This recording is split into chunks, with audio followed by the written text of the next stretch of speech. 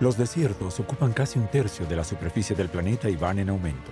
Es uno de los mayores problemas del siglo XXI y gana terreno en todas partes.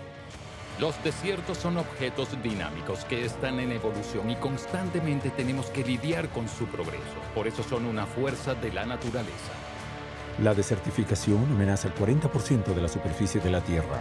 Expertos de todo el mundo se esfuerzan por comprender este devastador fenómeno.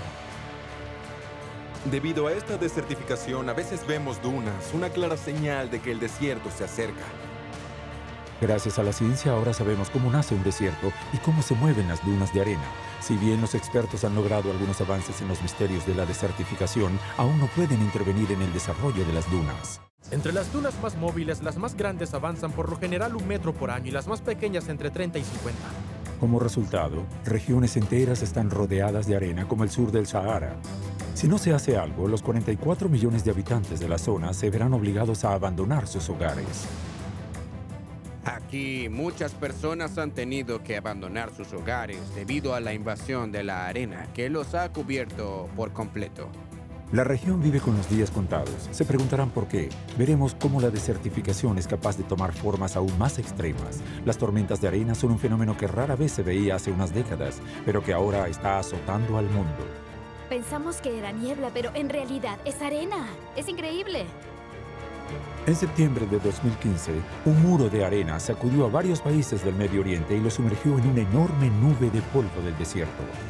Los científicos estudian de cerca este fenómeno que es claramente capaz de iniciar desastres. Actúa como una aspiradora que luego forma esta pared que tiene varios cientos de metros de espesor. Con ayuda de imágenes satelitales de vanguardia, los expertos siguen su movimiento a lo largo de miles de kilómetros. ¿Por qué estas tormentas son más y más frecuentes y cada vez más intensas? Capaces de los niveles más altos de destrucción, veremos exactamente cómo causan caos e incluso, en ciertas circunstancias, muerte. Si observamos las áreas del mundo donde ocurren las tormentas de arena en particular, casi siempre se asocia con una fuerte contaminación. Descubriremos una fuerza de la naturaleza subestimada por muchos.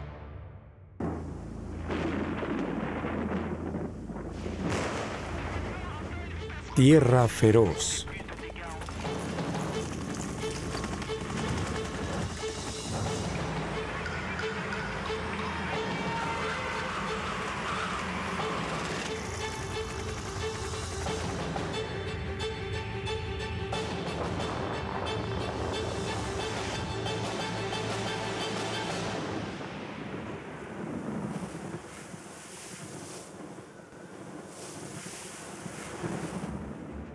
Desertificación.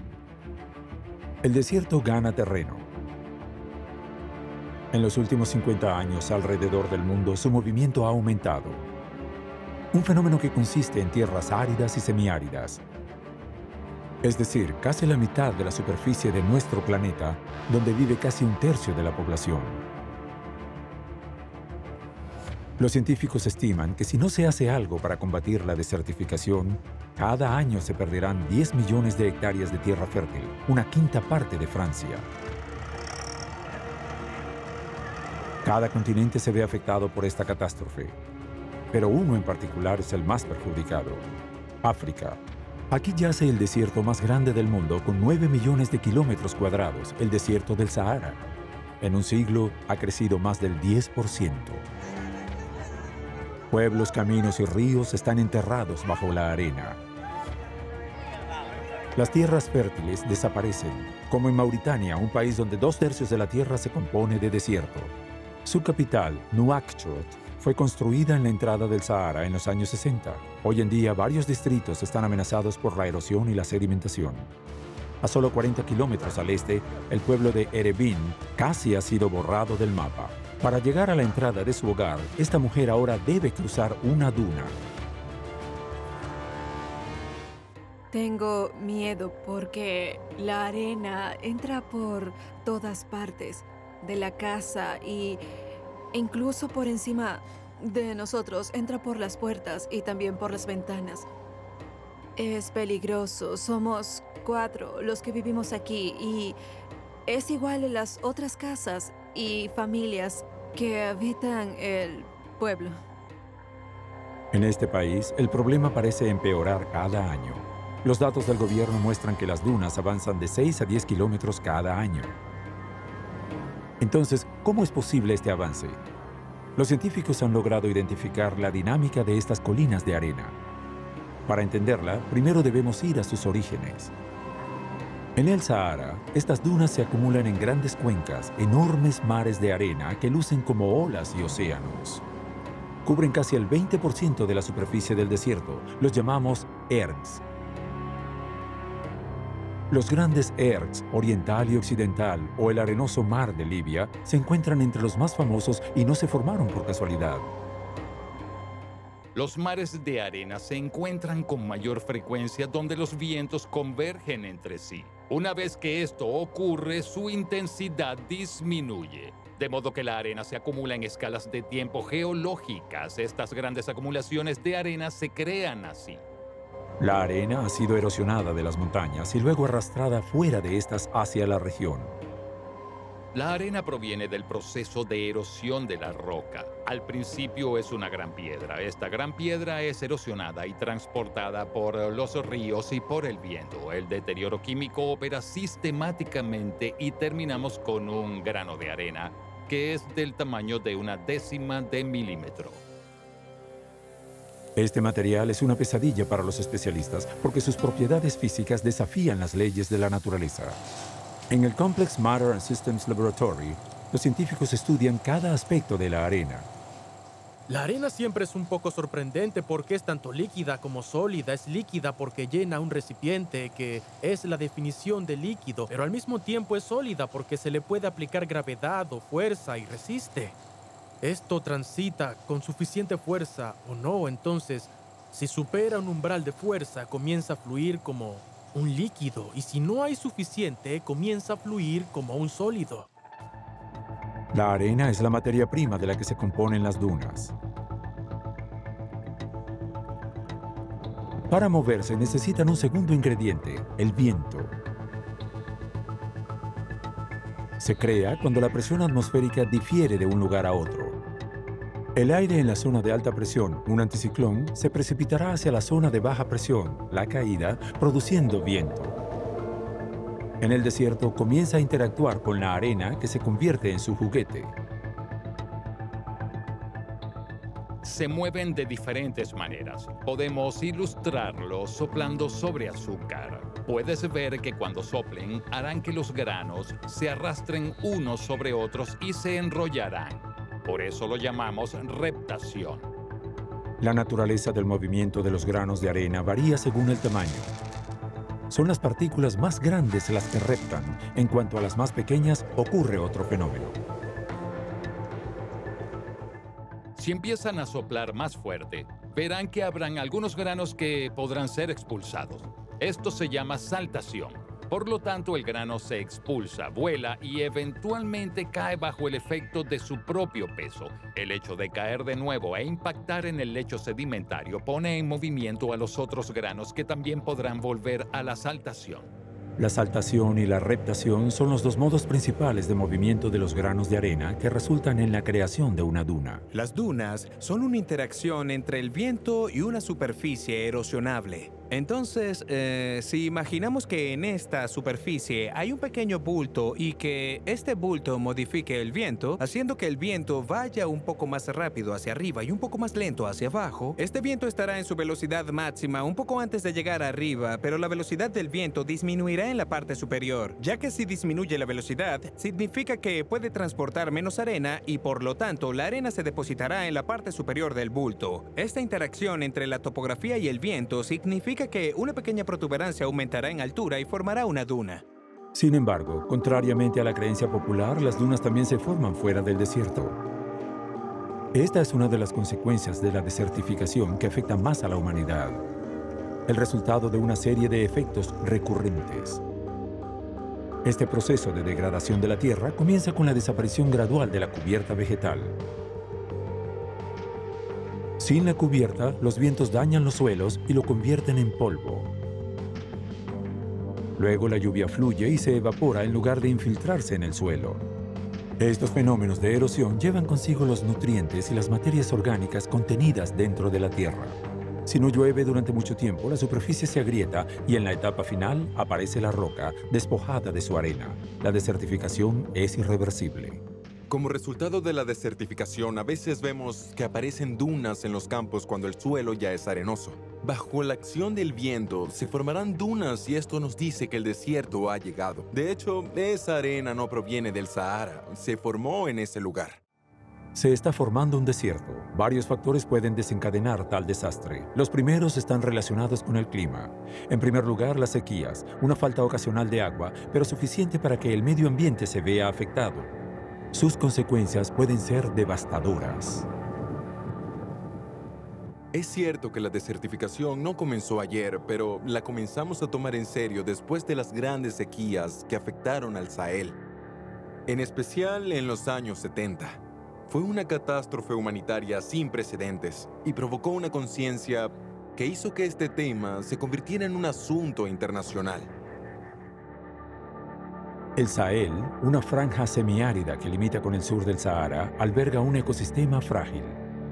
Las personas que viven allí dependen del cultivo y la agricultura, pero dentro de 25 años, 135 millones de personas tendrán que emigrar. La zona del Sahara, Sahel, será la zona más afectada por la desertificación. Para explicar este fenómeno, debemos tener en cuenta las variaciones en los ciclos climáticos de la Tierra. Las fronteras de los desiertos están cambiando. Por ejemplo, el Sahara no siempre ha sido un paisaje desolado. Hace 1000 años, la región incluso experimentó una estación lluviosa.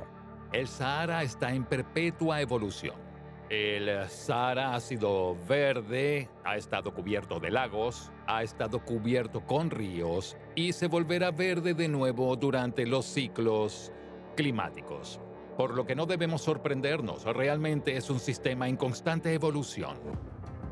Hoy, el desierto reina en toda esta región. Los científicos lo atribuyen a la humanidad. La deforestación, el sobrepastoreo y la mala gestión del agua son tanto causas indirectas como la intensa agricultura. En otros lugares, los desiertos se han transformado en campos verdes, pero esta agricultura industrial a veces daña el suelo y puede convertir la tierra fértil en campos de dunas. Las colinas de arena, una vez que se forman, evolucionan bajo la acción del viento. Las dunas se forman, luego se desarrollan, se mueven y migran con velocidad. Y de hecho es un carácter inherente de la duna estar vivo, porque si una duna no se mueve, habrá un suelo que se desarrollará y se estabilizará completamente. Perderá su característica de duna. Una duna, por definición, es un objeto en movimiento sobre el cual se transporta el sedimento. Los investigadores han podido identificar el mecanismo que les permite moverse. Una duna avanza porque la arena se desliza de la parte posterior, se vuelve a depositar en la parte superior y se deposita bajo la forma de una avalancha. Así que cuando avanza se hace un movimiento de oruga. Entre las dunas más móviles, las más grandes por lo general avanzan 1 metro por año y las más pequeñas entre 30 y 50. La velocidad de este movimiento varía mucho según el tamaño, la forma, el contenido de humedad de la arena y la velocidad del viento. Esencialmente las dunas casi siempre están inmóviles, pero cuando hay un viento muy fuerte se mueven mucho, por lo que avanzan cuando la velocidad está en su punto máximo. Por ejemplo, en Marruecos hay señales de advertencia para las dunas a lo largo de las carreteras principales. Creemos que es raro, pero cuando hay una tormenta la duna es capaz de moverse 1 o 2 metros, por lo que estar en medio de la carretera es peligroso. A pesar de los riesgos involucrados, el hombre ha aprendido a vivir con el desierto. En el pasado, los habitantes del Sahara incluso daban buen uso a las dunas móviles. Las personas que vivían en las zonas desérticas sabían que las dunas se movían, es decir, sabían que si ponían su reserva de granos a cierta altura de la duna en un momento determinado, este grano iba a ser cubierto de arena, almacenado por un tiempo y que volvería a salir por el otro extremo debido a la migración de las dunas. No fue hasta mediados del siglo XX que los expertos lograron identificar los factores que controlan la morfología de las dunas. Los científicos se han dado cuenta que en los desiertos no todas las dunas evolucionan de la misma manera. Lo que es hermoso en los mares de arena y campos de dunas es ver la diversidad de estos objetos. Hay dos factores que controlan la forma de las dunas. El primer factor es la cantidad de arena disponible para generar las dunas. Y el segundo factor son las condiciones del viento. En algunas zonas, el viento casi siempre sopla en la misma dirección. Estos son vientos dominantes como los vientos alisios. En este caso, la forma más rápida de duna para emerger de un desierto es como un barján. Este modelo, realizado por científicos, representa plenamente su evolución. Al recrear un campo de dunas en miniatura en el laboratorio, este especialista y su equipo han logrado resaltar cómo estos famosos barjanes se convierten en verdaderos invasores. En este experimento, las dunas se hacen bajo el agua. En lugar de viento sobre las dunas, lo que hacemos es mover las dunas en el agua, lo que estimula un viento unidireccional. Así que podemos ver un campo de barjanes, que son estas dunas en forma de media luna que se extienden en dirección al viento. Así que estas son las dunas que vemos cuando hay una sola dirección de viento y no hay arena entre las dunas. Las dunas no se mueven a la misma velocidad, chocan e intercambian arena, y esta interacción determina el tamaño de los barjanes en el suelo. Capaces de viajar varios cientos de metros por año, los barjanes son conocidos por ser las dunas más rápidas, por lo que es difícil protegerse de ellas. Mientras el suelo está completamente cubierto de arena, largas crestas comienzan a crecer perpendicularmente al flujo de aire durante varias decenas de kilómetros. Son conocidas como dunas transversales. Pero cuando los vientos varían de una estación a otra, estas montañas de arena adquieren un aspecto completamente diferente al colocar su cresta paralela a la corriente de aire. Se vuelven longitudinales y alcanzan varios cientos de kilómetros de longitud, como en el Runa al-Khali, ubicado en la península arábiga. Apodado el desierto de todos los desiertos, es tan grande como Francia y tiene el récord de la mayor extensión de arena ininterrumpida del mundo. Un infierno para la humanidad, también es el hogar del último tipo de duna, nacido de un fenómeno climático particular. Cuando hay vientos que se mueven en cada dirección, la arena permanece en el lugar, se acumula, por lo que crea formas que se llaman dunas de estrellas, porque vista desde arriba parecen estrellas de mar y son las dunas más grandes. Pueden llegar a varios metros de altura. En el desierto de Badain Haran, en China, a veces se elevan varios cientos de metros. Los científicos los llaman dunas gigantes. Estos gigantes pueden permanecer en el lugar durante décadas. Sus cumbres solo evolucionan unos metros con fuertes vientos. Se dice que las dunas fuman. Aunque adoptan varias formas, estas colinas de arena tienen una cosa en común. El ángulo de sus pendientes siempre es de 30 grados. A medida que crecen en altura, se volverán cada vez más inclinadas. Y entonces, a medida que estos objetos se vuelven cada vez más empinados, hay un punto cuando vamos más allá del ángulo de avalancha. Secciones enteras de la duna colapsan, llevando todo en su camino. Durante estas avalanchas a veces se libera un sonido hechizante. Es la canción de las dunas, un sonido misterioso reportado por primera vez hace casi un milenio por los exploradores de la Ruta de la Seda. Este fenómeno natural ha sido probado en el campo por especialistas. Es un sonido mágico porque es muy poderoso y nos envuelve por completo. Notamos que realmente es la avalancha que se hunde la que hace este sonido. Típicamente esta es una pila de arena bidimensional y una avalancha reducida a un grano. Lo que sucede es que cuando fluye, está obligado a trepar sobre los granos para caer hacia atrás. Todos los granos de arena comienzan a subir y bajar al mismo tiempo y vuelven a caer, y eso es suficiente para hacer un sonido enorme y por lo tanto hace una ola en el suelo. De hecho, es una onda sísmica que se extiende sobre la superficie de la duna y se puede escuchar desde muy lejos. Para escucharla es necesario que estos granos de arena tengan una naturaleza particular. Deben ser secos, redondeados, de tamaño idéntico, pero en especial deben estar cubiertos con una capa de hierro y arcilla. Esta cubierta favorece la adherencia entre las partículas. Gracias a ella, los choques se sincronizan durante la avalancha y por lo tanto producen un sonido bastante audible. Los científicos han enumerado alrededor de 100 áreas en el mundo donde las dunas hacen este ruido. Estas colinas de arena que bordean los desiertos están bajo constante vigilancia.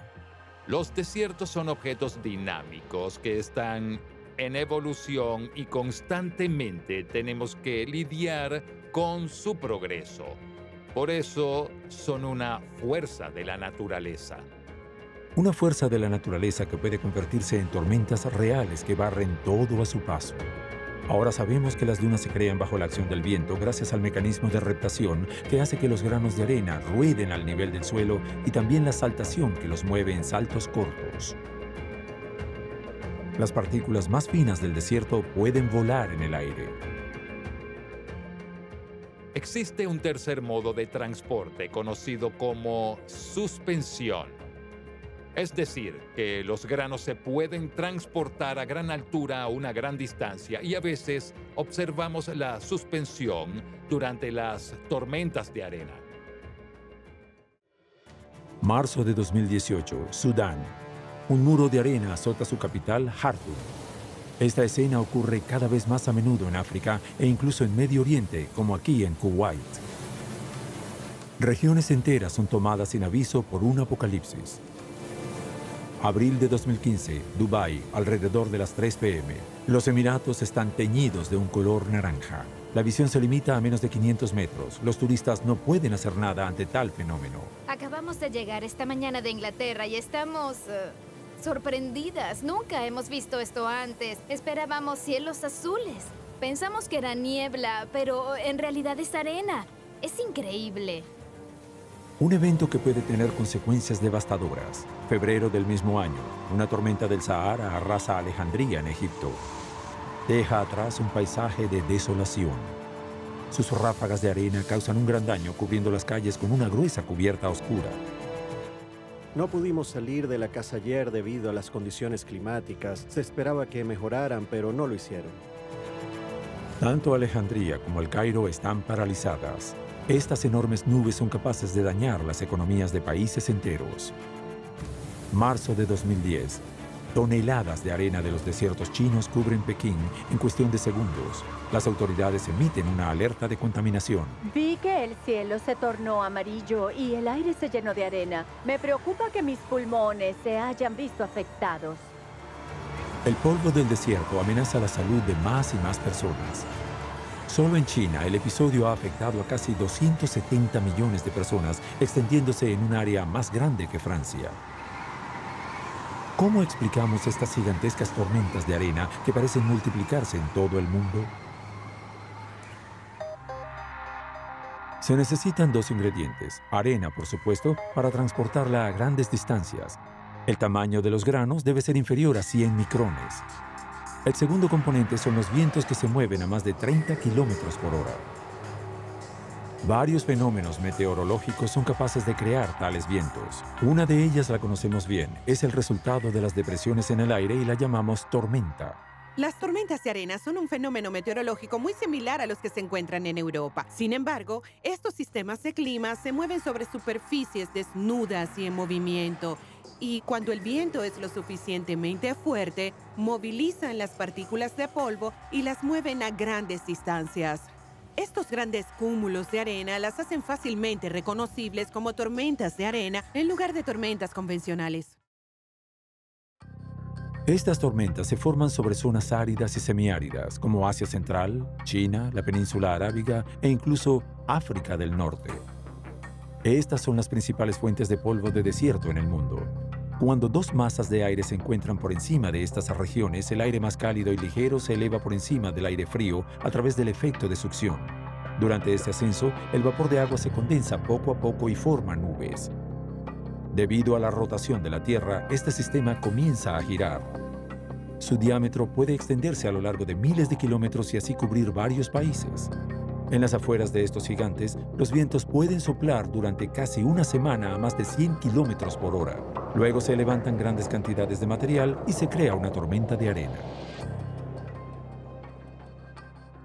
La forma en que los científicos clasifican las tormentas de arena es observar la obstrucción y la reducción de la visibilidad. Esto nos permite ver una escala que puede oscilar entre 1 y 5 en casos extremos. Y entre esta escala tenemos 1 que es cientos de metros de visibilidad, casi kilómetros, y en el otro extremo tenemos 5, que es unas pocas decenas de metros de visibilidad, casi ninguna en absoluto. En esta etapa, la noche se convierte inmediatamente en día. Estas brutales manifestaciones de desertificación preocupan a los científicos que monitorean constantemente el fenómeno. Examinan cuidadosamente un signo específico que es probable que acentúe estas tormentas, la aridez, porque es sobre todo la falta de agua que da origen a un desierto. Un desierto es típicamente un área de tierra donde hay un déficit de agua. Los desiertos son lugares extremos porque la vida en la tierra está acompañada por agua y por lo tanto, tan pronto como hay un déficit de agua, no hay vegetación. Y así terminamos en un ambiente extremo en el que la vida no puede desarrollarse. Incluso si hay vida, sigue siendo extremadamente localizada y en condiciones muy precarias. En todas partes de nuestro planeta, el agua es vida. Sin ella obtenemos lo que los especialistas llaman aridez. Estos diferentes desiertos se clasifican según sus niveles de aridez y estos niveles se miden en términos de altura anual de precipitación. Es decir, la altura del agua es la que controla si estamos en un sistema hiperárido, semiárido o árido. La región se define como semiárida cuando llueve entre 25 y 50 centímetros en un año. Este es el caso, por ejemplo, en el Sahel, en África. Ciertas áreas están contra todo pronóstico empapadas de lluvia en períodos concentrados del año. Tomemos por ejemplo a Niamey, que se encuentra en el sur de Níger, en el extremo sur del Sahara. Y en él llueve tanto como en Bruselas, cae aproximadamente 700 milímetros de lluvia al año, excepto que en Niamey esta lluvia cae en 10 días. Desafortunadamente, estas lluvias suelen ocurrir abruptamente en suelos con una capacidad de absorción de agua muy baja. Como resultado, la lluvia fluye, lo que puede llevar a la inundación repentina de los cursos de agua secos y poco ayuda a la vegetación. Cuando la precipitación vuelve a disminuir entre 5 y 25 centímetros, es un clima árido. Este es el caso de la mayoría de los desiertos. Por debajo de 5 centímetros al año se crea hiperaridez. Por ejemplo, en algunas partes del desierto de Atacama, en Chile, ni una sola gota de agua ha caído durante medio siglo. Es inhabitable para los humanos y para entender cuál es el déficit de agua en los desiertos, primero debemos saber de dónde viene la lluvia y cuáles son las razones que evitan que caiga. El aire almacena la humedad en forma de vapor de agua invisible. Las nubes se forman cuando el vapor se condensa lo suficiente en gotas que aumentan de tamaño. Esto es lluvia, pero no siempre llega al suelo, ya que durante su caída el aire puede absorberlo, ya que contiene menos agua. En la mayoría de los desiertos, este aire seco proviene de la circulación atmosférica y más precisamente de lo que los científicos llaman la célula de Hadley. La célula de Hadley es el movimiento a gran escala de la atmósfera. La mayor parte de la energía que proviene del Sol llega al ecuador, donde el aire se calienta y se carga con humedad. Con esta humedad, el aire comenzará a subir, la humedad se condensará, el calor se liberará y el aire seguirá aumentando. Al llegar a 10 a 12 kilómetros, el aire perderá toda su humedad, se moverá hacia los dos polos y después de un tiempo se volverá inestable y descenderá a la superficie completamente seco y muy caliente. Y es realmente esta circulación a gran escala la que caracteriza los desiertos y que explica por qué todos los desiertos están ubicados en la misma latitud. Las áreas más inhabitables para los humanos se encuentran en dos bandas anchas ubicadas en ambos lados del Ecuador, en los trópicos, el cinturón de desiertos. Desde el comienzo del tiempo, estas vastas y desoladas extensiones han contribuido al equilibrio global del clima de la Tierra. Desde el momento en que tenemos un planeta vivo, un planeta dinámico, los humedales deben ser compensados por zonas secas. Las áreas desérticas forman parte del equilibrio dinámico del planeta, por lo que es lógico que evolucione. De lo contrario, el planeta ya no estaría vivo. Estos territorios están cada vez más expuestos a la formación de tormentas de arena excepcionales y poderosas fuerzas de la naturaleza. Una de ellas llegó a los titulares en Oriente Medio en septiembre de 2015. Fue un evento sin precedentes que los científicos han llamado la tormenta del siglo. Obtuvimos medidas récord, un espesor óptico de 5, Esto significa literalmente que si pones tu mano frente a ti, difícilmente la verás. Nunca habíamos visto tal medida antes. Las tormentas de arena son comunes en la región, pero el episodio es sorprendente tanto en intensidad como en tamaño. Viniendo desde el norte de Irak, la tormenta del siglo es de tal magnitud que se extiende a Siria, Gaza, Israel, Líbano e incluso Chipre. Es un fenómeno meteorológico muy particular el que generó este monstruo. Los especialistas lo llaman Habub, que significa fuerte viento en árabe. El término Habub se refiere a tormentas de arena de origen convectivo. El término convectivo puede requerir una pequeña explicación. Corresponde a las tormentas. Una tormenta nace cuando la atmósfera es inestable. El aire calentado por la radiación del Sol en la superficie de la Tierra se expande y se vuelve más liviano que la capa de aire sobre ella. Se eleva como un globo aerostático. Si este aire es lo suficientemente húmedo, el vapor de agua contenido en él se condensa, creando una nube con forma de yunque gigante, un cumulonimbus. Pero el poder de una sola nube de tormenta no es suficiente para formar un habub. Tal fenómeno nace cuando varios cumulonimbus se alinean. Esto es lo que los meteorólogos llaman una línea de flanqueo. Una vez que estas nubes están saturadas de humedad, los movimientos del aire en el interior se invierten y el aire frío se hunde en el suelo. La temperatura desciende rápidamente unos 10 grados. El muro de arena da forma tangible al aire frío hecho por la tormenta, que se estrella contra el suelo y causa ráfagas de viento. Estas ráfagas levantan la arena y la cúpula del aire frío. Esta se estrella contra el suelo y se hace visible por el polvo. Las ráfagas de viento pueden superar los 100 kilómetros por hora. Un raro y violento fenómeno. Lo que es único del habub es que no solo tiene estos violentos vientos horizontales, sino también turbulencias. Eso significa que hay movimientos verticales impresionantes. Es una especie de aspiradora. Y esta aspiradora viene a ser una pared que tiene varios cientos de metros de ancho y es muy densa. Vemos que hay olas porque las velocidades son diferentes. Es el principio de la turbulencia. Todo es diferente y todo nos cubre. Los principales habubs pueden extenderse a lo largo de casi 1000 kilómetros y recorrer la misma distancia. Estos son verdaderos gigantes. Lo que ven es una pared de varios cientos de metros de polvo que caerá sobre ustedes. Entonces, lo que es impresionante es que lo verán acercarse. Se dan cuenta que en un momento determinado, cuando el frente pase, no tendrán visibilidad. No podrán ver ni un automóvil que esté a 5 metros, ni una casa que esté a 2 metros, o una persona que esté a 10 metros. Todos los puntos de referencia se pierden. Están completamente desorientados y esto continúa durante muchas horas. Una vez en esta nube de polvo del desierto, las condiciones se vuelven extremadamente peligrosas, en especial el tráfico. La pérdida de visibilidad afecta a muchos y eso no es todo. La arena hace que la superficie de la carretera sea muy resbaladiza, tan resbaladiza como la nieve cuando cae en grandes cantidades. Así que las distancias de frenado son más largas y a menudo toman a los conductores por sorpresa. Como resultado, se producen grandes choques, como en esta carretera en Dubái en febrero de 2018.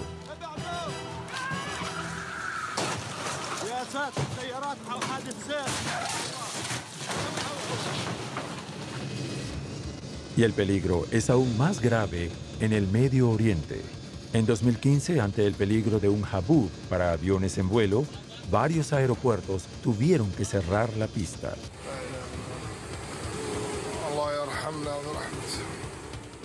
Compuesto por fragmentos de arena, el polvo del desierto puede averiar las turbinas. Algunos motores alcanzan los 1200 grados centígrados. Cuando estos motores aspiran este polvo del desierto, pasan por encima de la temperatura de licuefacción de este sólido y es como el vidrio fundido. El vidrio fundido afecta a los motores y esto puede ser preocupante. Hay otras consecuencias, esta vez en la salud de las personas. Cuando se inhalan, las partículas de menos de 10 micrones pueden causar problemas cardíacos y pulmonares. Estos diminutos granos de arena se vuelven aún más peligrosos cuando se cargan con gases tóxicos atrapados al volar sobre sitios industriales. Si observamos las áreas del mundo donde ocurren las tormentas de arena en particular, casi siempre se asocia con una fuerte contaminación. ¿Por qué? Debido a que para algunos los gases contaminantes tienden a adherirse a la superficie del polvo y el polvo es el vector que permite que estos gases tóxicos entren en los alvéolos pulmonares. Esta tormenta, conocida como la tormenta del siglo, produjo una gran cantidad de fallecidos. 12 personas perdieron la vida y pasarán otros 4 días antes de que el polvo del desierto comience a disiparse. En septiembre de 2015, una enorme tormenta de arena cruza el Medio Oriente. No anticipado en este suceso, este episodio devastador ha desconcertado a los meteorólogos en todo el mundo. La recurrencia de haboobs varía considerablemente según las estaciones. En África, por ejemplo, un período en particular desencadena estos eventos extremos. Los haboobs alcanzan su punto máximo en la primavera, justo antes que se active el monzón.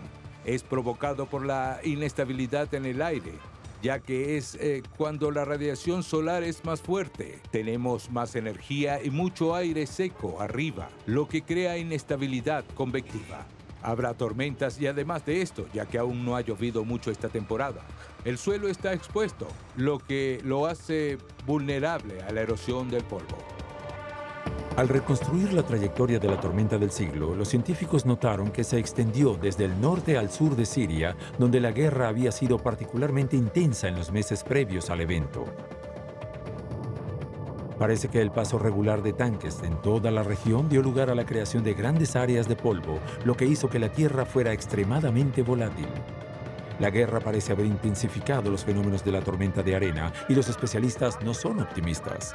Según la ONU, en el transcurso de una década, algunos países como Irak podrían enfrentar 300 días de tormentas de arena al año, lo que hace que la región sea casi inhabitable. La desertificación que ocurre actualmente en el Medio Oriente también es responsable. En 15 años, la vegetación ha disminuido un promedio de 30%. La prisa por construir represas en toda la región y desviar los recursos hídricos para la agricultura se considera uno de los principales factores.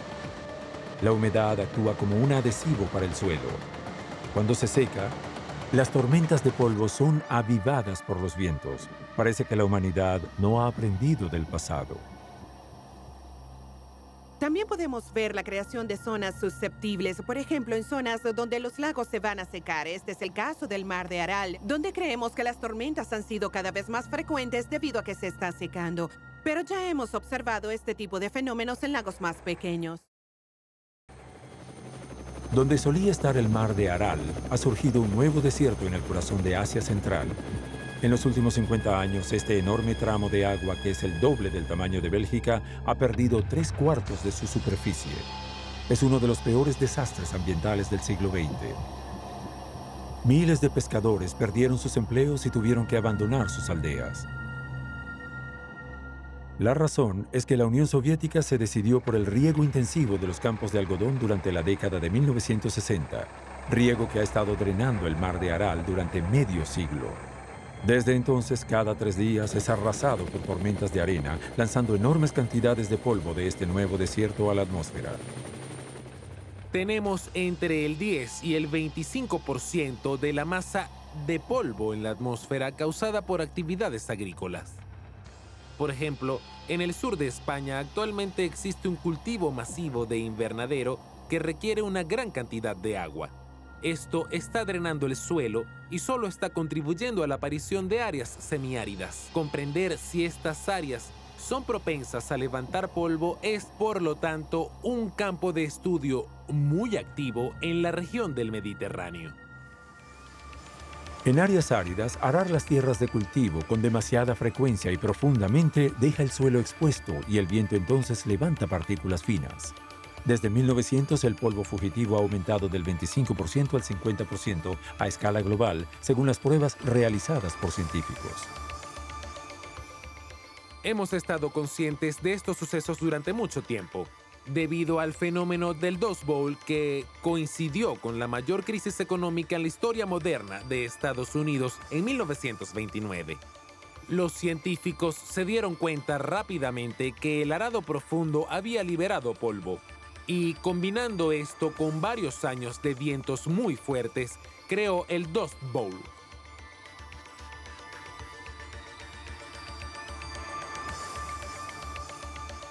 El nombre Dust Bowl requiere poca explicación. Las tormentas de polvo devastaron las grandes llanuras de los Estados Unidos durante 10 años, alterando completamente el paisaje hasta que en 1932, 14 tormentas de arena barrieron la región. Al año siguiente se grabaron 38 de ellas. Tal fenómeno era completamente inaudito y ante la magnitud de este desastre, las autoridades estadounidenses se vieron obligadas a tomar medidas. Después de la crisis, el gobierno tomó las cosas en sus propias manos, crearon superficies adecuadas y restauraron el suelo. Hoy podemos ver que este suelo ha sido restaurado, que es tierra agrícola y que se maneja correctamente. En otras palabras, los impactos de la degradación de la tierra, aunque sean considerables, no son necesariamente irreversibles. La restauración de la tierra fue posible gracias a los considerables recursos financieros desplegados por los Estados Unidos. El Dust Bowl fue extraño en el momento, pero hoy en día las tormentas de arena son cada vez más frecuentes y cada vez más impresionantes.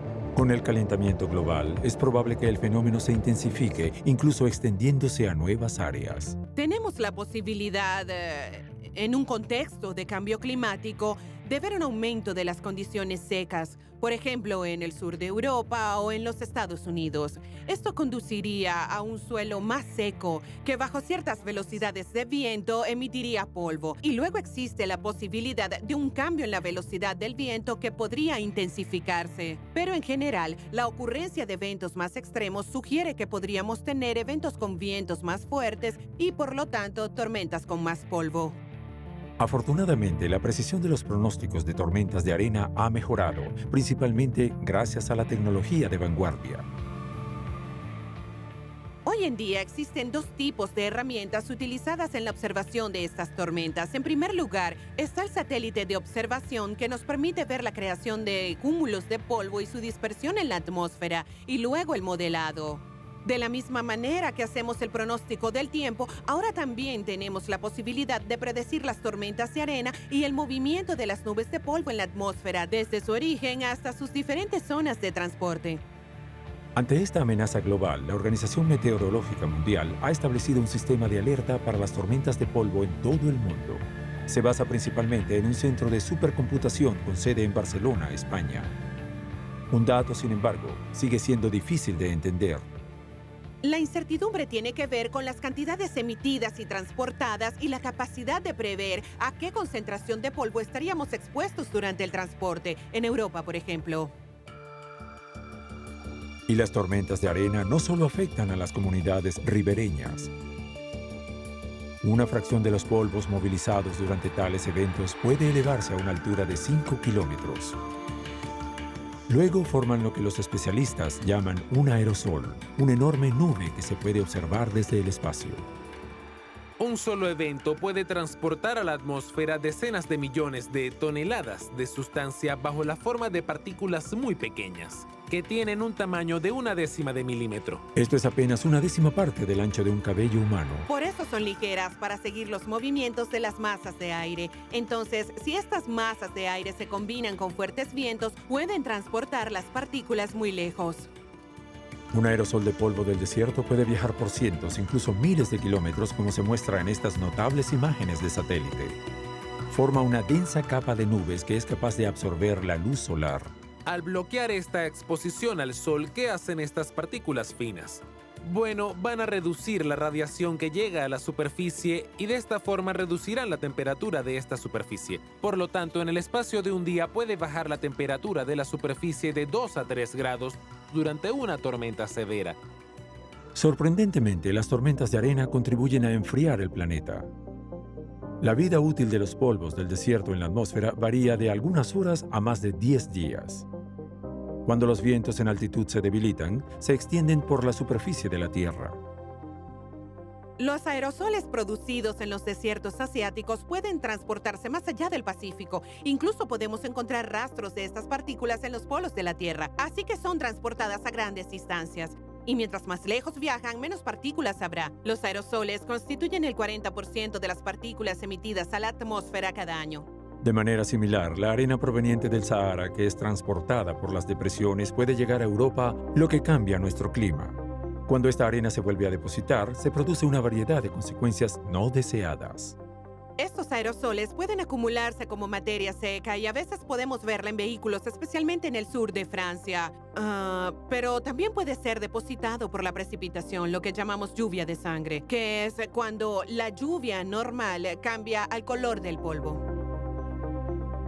Otro ejemplo del depósito de partículas también se puede observar en superficies de colores muy claros. Este fue el caso hace unos años en los Pirineos, donde la nieve fue recubierta por una capa de aerosol sahariano que causó un ligero impacto a los esquiadores. Otro impacto es el que afecta a Gran Bretaña esta vez. En octubre de 2017, una puesta de sol parecía aparecer en el medio del día. ¿Por qué sucedió esto? Debido a la tormenta Ophelia que pasó por la costa oeste de Francia y dejó un rastro de arena del Sahara. En total, 182 millones de toneladas de arena salen de África cada año.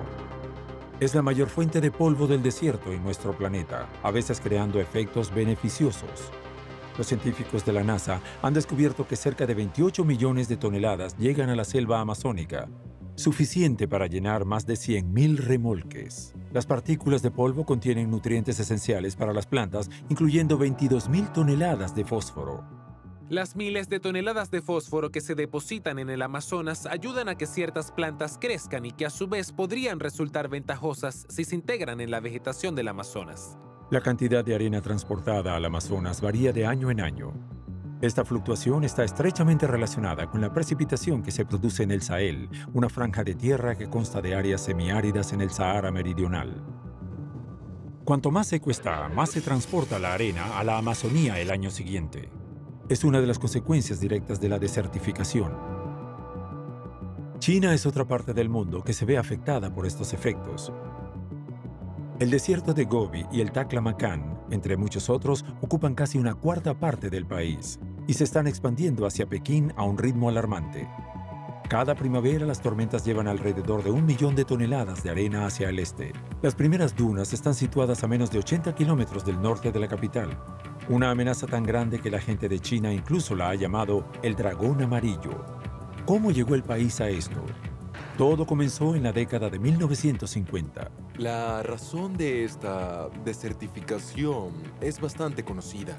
Sabemos que hubo una cantidad excesiva de deforestación durante el auge del desarrollo industrial bajo el gobierno de Mao Zedong. La intensa agricultura y la urbanización masiva se encargan del resto. Junto con esto, las temperaturas han aumentado 2 grados en el espacio de 50 años al norte de China. El resultado es que las áreas áridas y semiáridas ahora cubren casi la mitad del país, y cada año el desierto continúa consumiendo 260.000 hectáreas de tierra, es decir, la superficie de Luxemburgo. Hoy el país cuenta con casi 350.000 refugiados climáticos. Ante la expansión del desierto, las autoridades chinas han declarado una guerra total. La solución que se ha encontrado para resolver este problema es construir una nueva gran muralla, pero esta vez hecha de plantas. Un inmenso proyecto que comenzó hace casi 40 años. La Gran Muralla Verde de China es básicamente para proteger el este de China de las tormentas de arena más grandes y para mantener la presencia de oasis que renueva toda la frontera occidental de la China tradicional, es decir, las regiones no montañosas de China. Para el 2050, China espera haber plantado más de 35 millones de hectáreas de árboles y así formar un cinturón verde de aproximadamente 1.500 kilómetros de ancho y 4.500 kilómetros de largo. La primera etapa de este megaproyecto es estabilizar la arena con particiones de plantas. El objetivo de organizar particiones de plantas para estabilizar las dunas es reducir la velocidad del viento en la superficie. La duna de arena se mueve debido al viento que corre a lo largo de su superficie, que arrastra las partículas de arena o los granos de arena y las vuelve a depositar un poco más lejos a sotavento al pie de la duna, por lo que la duna cambiará gradualmente. Debido a las particiones de las plantas, el viento se desacelerará, lo que estabilizará la arena y prácticamente ya no se moverá y desde allí podremos cultivar más plantas. Gracias a su sistema de raíces, los árboles o arbustos se sujetarán al interior de la duna. El suelo crecerá permitiendo que la biodiversidad regrese. Se ha formado un círculo virtuoso. Desde que comenzó el proyecto se han plantado cerca de 66.000 millones de árboles. Sin embargo, algunos científicos han planteado dudas sobre la necesidad de esta gran empresa. No se trata solo de crear un gran muro, sino de establecer un paisaje rural en el que los árboles van a jugar un papel clave. Y en este momento tenemos un mosaico. Un mosaico en tierras cultivadas, en la forestación y la lista continua. Y eso es lo que será efectivo en la lucha contra la desertificación. Pero en la urgencia de la década de 1980, el gobierno chino seleccionó las especies de árboles de más rápido crecimiento sin tener en cuenta sus capacidades para sobrevivir en zonas áridas. Los árboles de álamo de uso intensivo de agua que se introdujeron en masa en la región rara vez son resistentes. Afortunadamente, los procedimientos pudieron evolucionar. Las especies de árboles nativos han sido favorecidas y desde entonces se ha demostrado científicamente que son resistentes a la sequía.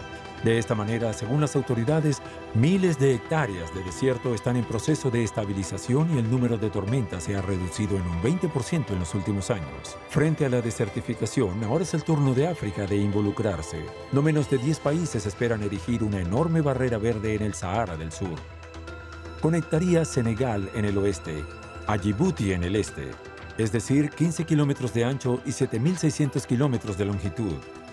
Un ambicioso plan puesto en marcha en 2008 y aún hoy en día se encuentra en sus primeras etapas.